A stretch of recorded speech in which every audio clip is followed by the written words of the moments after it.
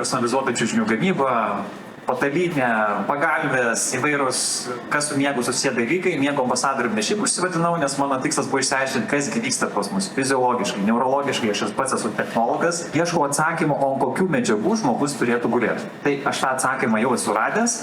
Irena, miego ambasadorė, jinai jau yra stipriai padedanti šito klausimo, tai bet atveju galima su ja pabendrauti. Jeigu pažinsit, kas turi iššūkių, pavyzdžiui, užmiegant, pavyzdžiui, vaikai negali iš tėvų lovų išeiti.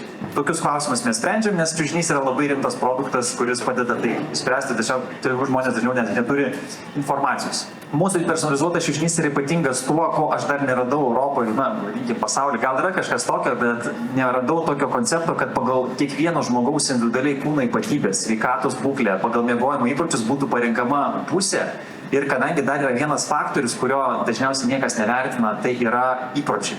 Dirbam tokiu principu, kad žmogus užpildo klausimyną personalizuotas LT tinklalapyje apie kiekvieną iš save ir tada mes pateikėm pasiūlymą. Ne robotas pateikė individualiai vertinant situaciją, bet niuansas toks, kad netgi po pagaminimo mes žmogui duodam garantiją, kad vieną mėnesį, jeigu jam kažkas bus negerai išvys, nes mes jo įpročių nežinom, nors žinom jo užpildytas duomenis, mes važiuojam ir koreguojam medžiagų sudėtį. Ir jeigu pakoregavus praėjus tam metam, 2 nedžiugina, mes galim lygiai taip pat pakoreguoti. Atsakymą per 11 metų savo radau, galiu padėti. Ir jeigu susipažinsit su kažkuom ir ten miego tema kažkur tais, kitą kartą ten, pavyzdžiui, negali žmogus užmigti, galite mane suvesti, tiesiog supažindinti su studenčiu su tą techniką, nes tai yra technika būda nuvyti mintims, kad būtų lengvesnis užmigimas. O toliau gulėjimas ant pilvo, gulėjimo pozos yra įtraukti klausimyną ne šiaip sau, tam, kad aš galėčiau suprasti, su kuo aš turiu reikalą ir už ką aš prisiimu atsakomybę. Kiekvienas produktas išvažiuoja su mano asmeninio parašo, tai reiškia, kad aš prisiimu atsakomybę už kiekvieno gulinčio žmogaus padėtį. Na ir tas personalizuotas čiužinys, kad taip vizualiai įsivaizduoti, yra skirtingos pusės.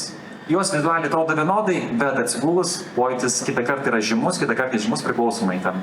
Gali būti 50 moteris sverianti ir gali būti vyras 180 šalia ir kiekvienas turės, kaip sakau, jam atsigulant, tai neatsidurs pati besise. Personalizuotas LT. Bet aš be fantastiško linkėjimo išsimiegot turiu dar tokių veiklų ir norų. Tai pasivadinau sąmoningų verslo ambasadorius. Ir viena jos irgi nebe priežasties, nes man patinka sąmoningi verslai, sąmoningi žmonės. O ką reiškia sąmoningi? Tai reiškia, kad supranta, kas yra čia ir dabar, kuria vertę ir tą daro su šypsena ir su džiugesiu. Ir sakau, ne tiesiog just business. Ir kad taip padėčiau tiem verslam būti esmiems ir išnaudoti tą praktiką, tą patirtį, kurią sukaupiau per gerokai 20 metų verslavimo ir įvairių sričių, tai yra dabar kuriu Vivaldį specializuotą video patarimų portalą. Tai reiškia, kad kviečiu interjero dizainerius, architektus, dekoruotojus, kad kalbinau juos jų darytose objektuose ir kad jie galėtų parodyti, ant kiek yra aktuali jų specialybė, kad jie galėtų parodyti, ant kiek yra įdomus įmanomi sprendimai, tai tie kolegos galėtų susižinoti. Ir lygiai taip pat į rinką ateitų nauji žmonės, pamatytų, kad, pavyzdžiui, dekoravimas tai nėra tiesiog nupiešimas kažkoks ant sienos, kad ten, pavyzdžiui, yra technologijos, yra medžiagos ir gal netgi susirasti ir darbdavių, ir darbuotojų va šito projekto pagalba.